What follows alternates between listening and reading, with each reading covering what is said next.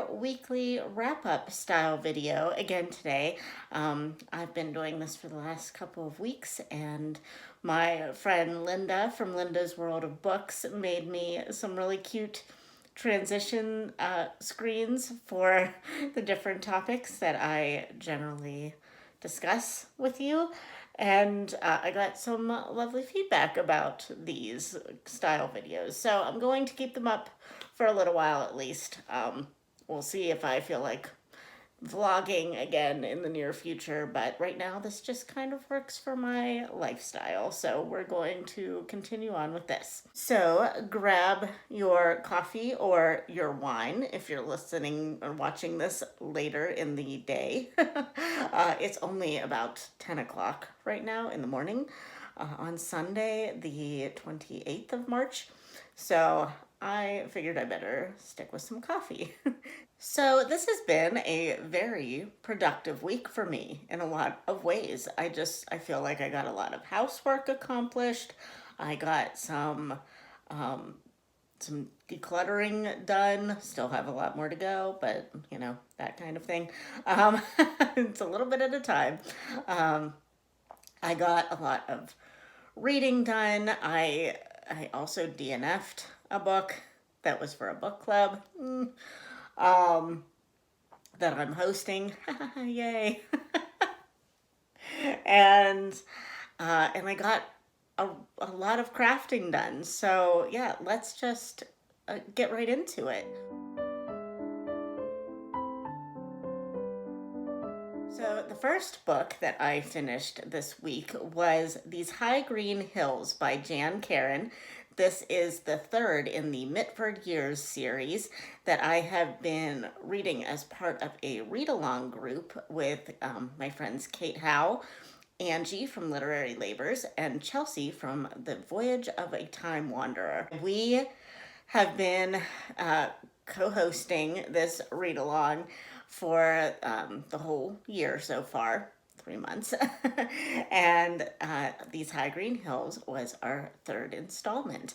And this month we did a live stream for our wrap up of the book, and that was really fun. I'm kind of hoping that we continue with that style because it's really fun to not only talk to each other about what we thought of the book, but also get a little bit more interaction with people in the comments who are maybe, you know, joining us or have read the books before. I really enjoyed that experience of the live stream.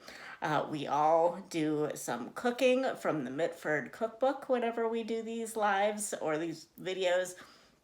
So this month I made cucumber sandwiches and lemon squares, and they were both delicious. This was, I think, hands down, all of our favorites in the series so far.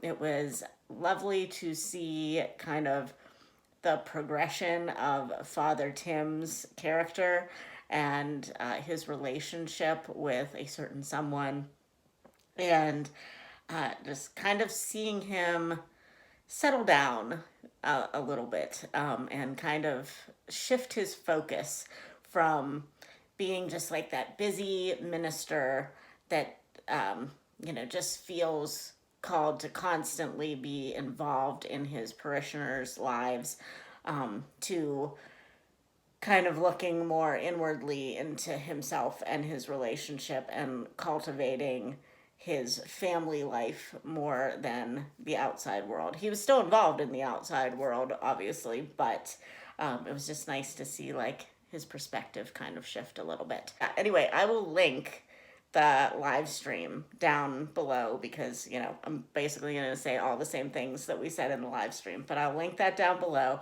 It was a really good book, and I really encourage everybody to pick up the Mitford series. If they're slower, but they're just very cozy, and but you know, like, I just feel like sometimes, especially like the last couple of years we've had, we need some cozy and just a slow, quiet, nice read sometimes. So But this one did have a lot of action, so I was kind of surprised at that, and I'm pleasantly surprised.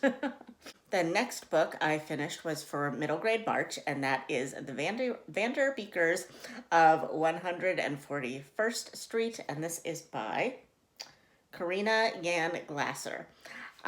This has been on my radar for many years because, of course, Krista from Books and Jams, the one of the hosts of Middle Grade March, loves this. I believe that all the hosts have read this and loved it.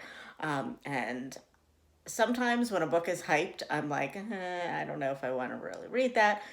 But usually, middle grade, I don't have to worry about it too much. And this was no exception. This was a 5-star read for me.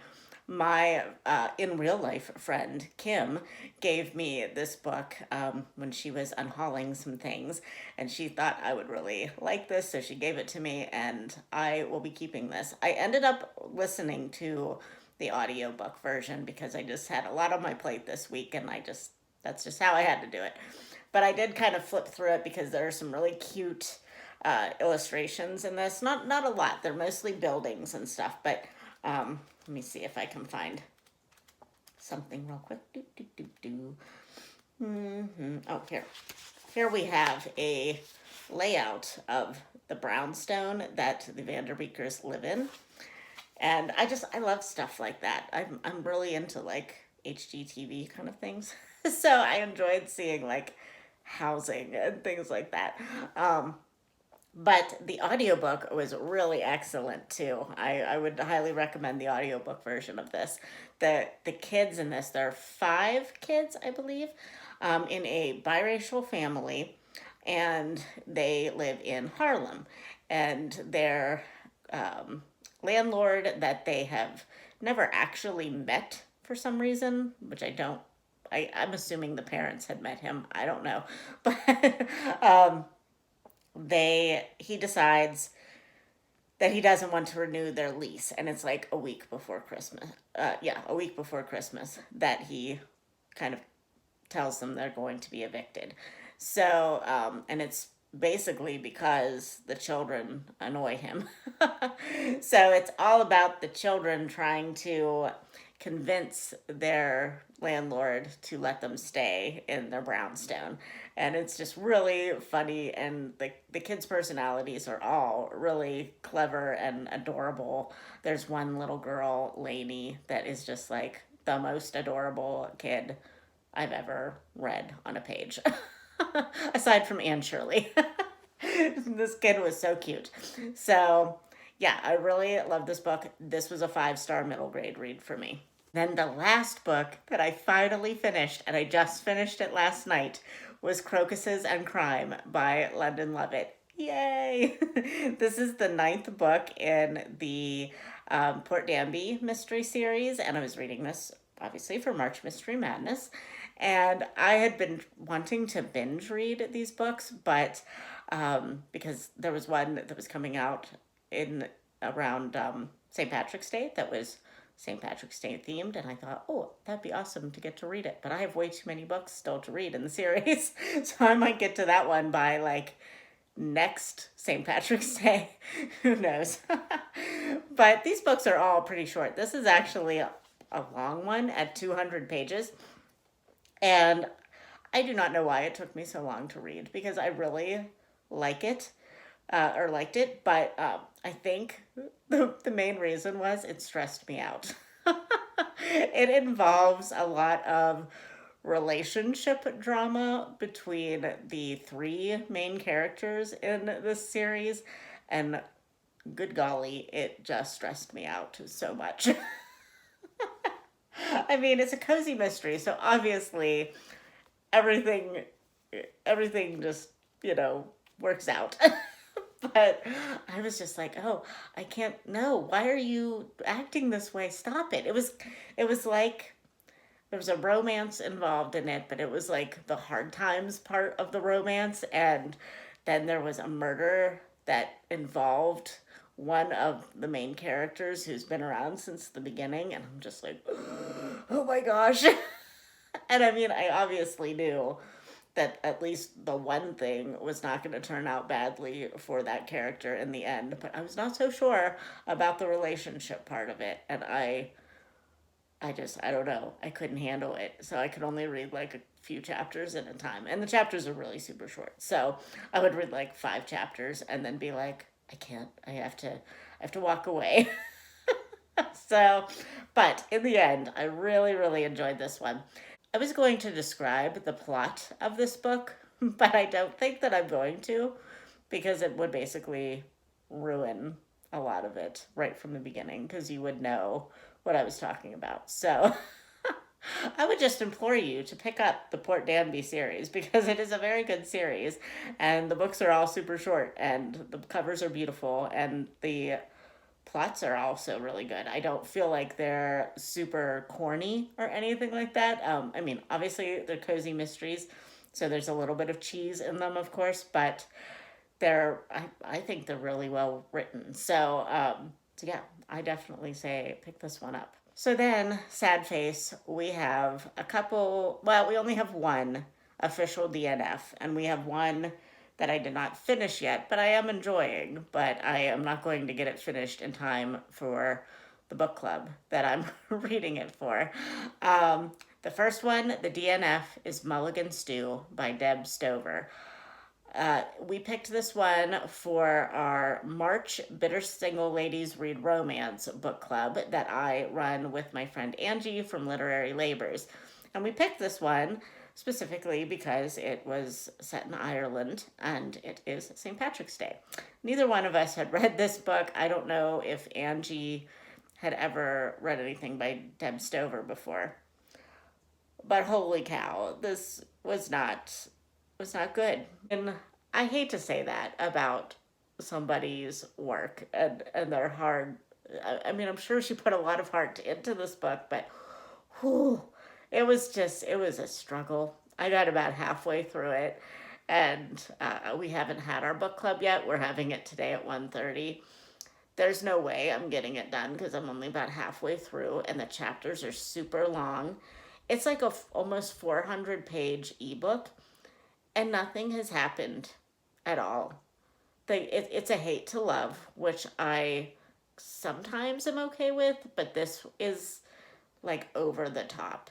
Um, and yeah, it's oh, let me just tell you what's all involved. Okay, so we follow this woman who I can't even think of what her name is at this point. And Bridget. Her name is Bridget, and she lives in Tennessee with her young son Jacob, and she believes that she was jilted by her brand new husband, who is named Cully, and he is an Irish immigrant.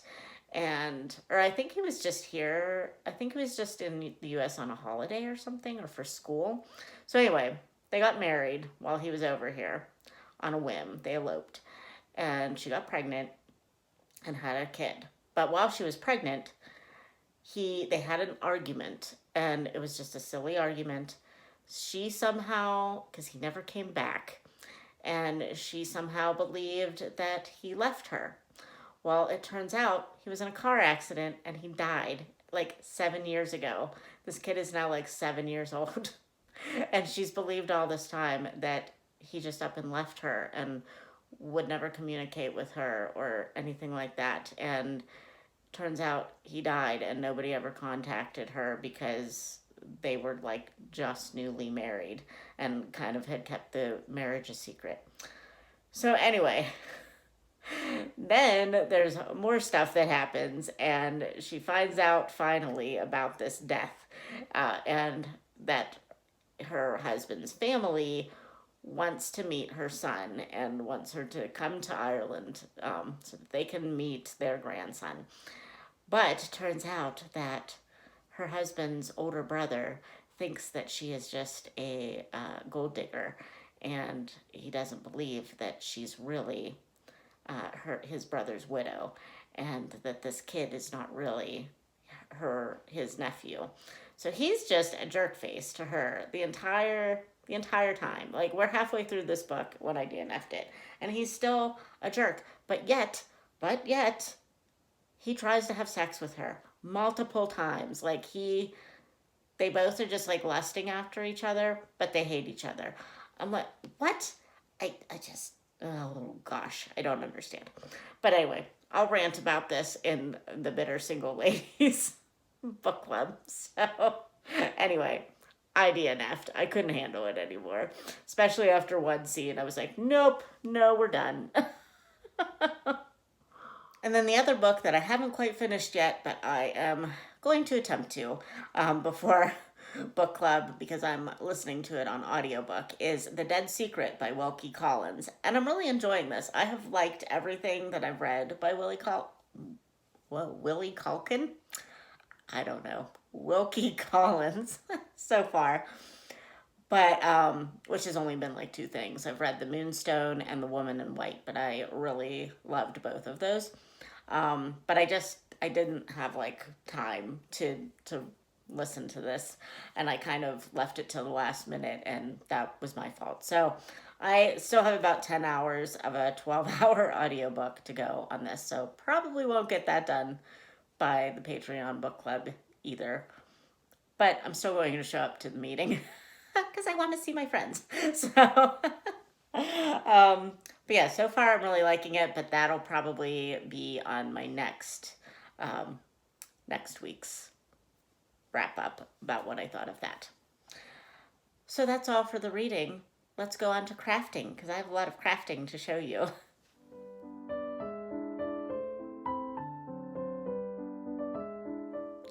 So first of all, let me start with the cross stitch that I keep forgetting to show you every time I film. And that is my temperature tree by the Stitchin' Mommy. And this is a cross stitch pattern that she has available that each leaf represents the high temperature in your area for every day of the year.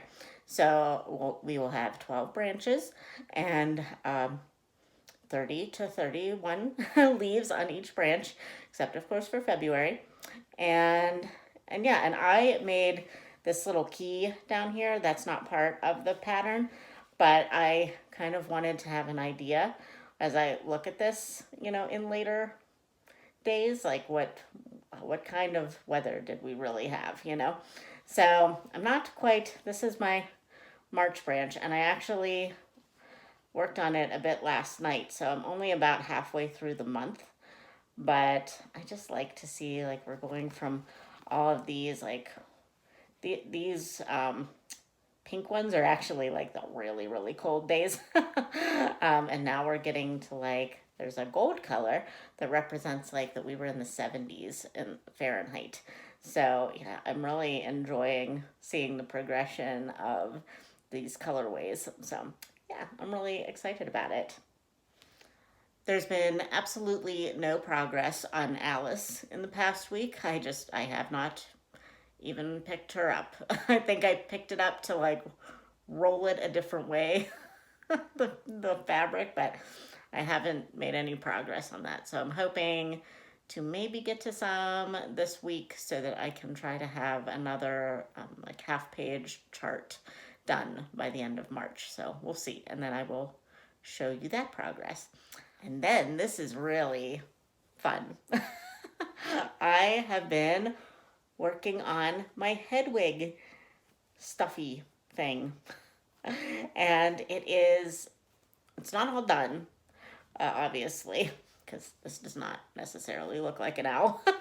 But I got her little feetsies done. And these were kind of a pain. And I'm not even sure that they're really going to stay. We'll see. But it shouldn't have to be washed that much, so hopefully it will. This is actually Hedwig's head, and it will be like a side view head. So I think what I have to do at some point is stuff it, halfway, and then kind of fold it over so that I can make like an owl, like eyebrow thing. And then I have some safety eyes on order that actually should be coming today. But I have to get some polyfill. I forgot to order that. So that's important. But a lot of you have been really invested in the progress of Hedwig. I also have some like speckled yarn that should be coming today that I can then hopefully use for her wings. And then hopefully I will have her done within like first week of April. That's my hope. I was gonna stick her up on top of my books, but she fell over. But anyway, really cute. I'm enjoying that a lot more than I thought. It actually, because it's so tight and the needles are so small, it really does hurt my hands to work on it for a long period of time. But all the small little things are done now, so the wings should be fairly easy and fast to knit up, and and then hopefully the stuffing part will be easy-ish. So hopefully it'll go really super quick now. We'll see. And then finally, for my first selfish knit of the year, since I have been having trouble finding the yarn that I originally wanted for the sweater that I want to make myself, I decided just to go ahead and cake up my Hufflepuff yarn from Forbidden Fiber Co. and start a shawl. So this is, I forget what it's actually called. I'll try to remember to pop it up on the screen. But it is by the Cat Lady Designs, CATT. And it's been really like nice, not really mindless necessarily, because I do have to keep up with like a row, like a pattern. But it's pretty mindless actually. So yeah, and I'm loving how this color turns out. Sorry, my phone cut out on me, saying that I was out of storage. That has usually happened to me when I try to upload things, but it's never happened to me when I was actively recording. So that's a fun new development. So anyway, as I was saying, with my little shawl that I'm doing, that being a Hufflepuff and actually living in the Pittsburgh area, this will serve me double duty for if I ever get invited to a Steeler football party, Super Bowl party again, anything involving the Pittsburgh Pirates, anything like that, I can also wear this. And if it's the Pirates or if I ever go to the stadium again, then I can wear this and be warm. So I'm really not into sports at all. So if I go to things, it's because someone invites me and I just want to be social. Because I could care less about football. I sort of like baseball, but really not enough to care. Okay, never mind. We aren't here to talk about sports. But anyway, here is my little progress keeper that I have on here. I should have a Harry Potter book on here, but I don't have one of those. So this is, which one is this? Sense and Sensibility. One of my favorites, actually. And I am going to keep that here so that hopefully by next week we can see how much I got done on this. So that's all I have going on the needles at the moment. But I did order my sweater yarn. Yay. So hopefully I can cast that on tomorrow. My friend is maybe having a virtual knit night tomorrow. So I'm thinking I might cast on the sweater tomorrow if my yarn gets here in time. It's supposed to come today, which it's Sunday. So I'm kind of like, I'm not expecting it today. But yeah, it's a different yarn than I was originally thinking, because Knit Picks has been out of the yarn that I really wanted for quite a while, and I am really itching to cast on this sweater before I lose my mojo. So I looked and I bought from the dreaded Amazon. I'm sorry, but I bought some slightly lighter shade of green yarn. That is also like a cotton acrylic blend, which I think is going to work well for me, because I'm not an all acrylic person, but I'm also not like a all wool or all cotton person, because wool is itchy. At least any of the wool that I've had, and And cotton, I just feel like, is not terribly easy to work with. If it's all cotton, I like blends. So this one was a blend, so I'm hoping that it works. It was not real expensive, which is always great for me. And yeah, I'm really excited to cast that on. So hopefully by the next time I see you, I will have a sweater cast on. Oh, and I meant to say too that this sweater was originally going to be a reward for losing 5 pounds. I have changed that because it was stressing me out and depressing me.